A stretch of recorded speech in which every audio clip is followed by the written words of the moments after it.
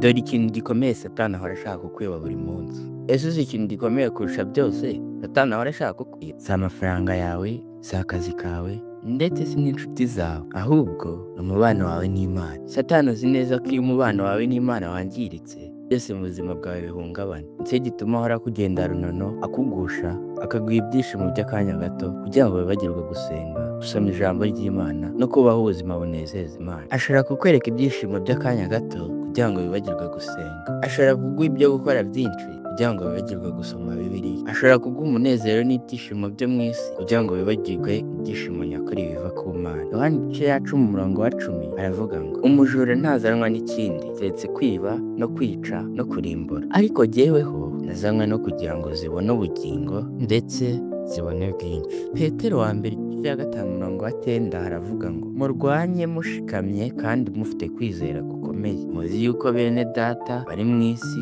muhuje imibabaro. Umubano wawe n'Imana niwo soko y'amahoro, ibyishimo n'imbaraga. Iyo uwo mubano uhagaze neza, byose mu buzima bwawe bigenda ku murongo. Ntukemere ko Satani akwiba ikintu cy'ingenzi kurusha byose. Arashaka kukwiba ubugingo bwawe kuko azi ko nubwo waba ufite byose ku isi, nupfa udapfiriye muri Kristo uzaba utsinzwe burundu, ukazacibwaho iteka ku munsi w'urubanza. Fata umwanya buri munsi wo gusenga, gusoma Bibiliya no kugirana ibihe n'Imana. Nugumana uwo mubano n'Imana, Satani azabona aho aguhera. Niba ubutumwa bugufashije, andika ijambo muri komenti ngo amen. Sangiza n'abandi ubu butumwa nabo bamenye ukuri. Wakoze kudukurikira.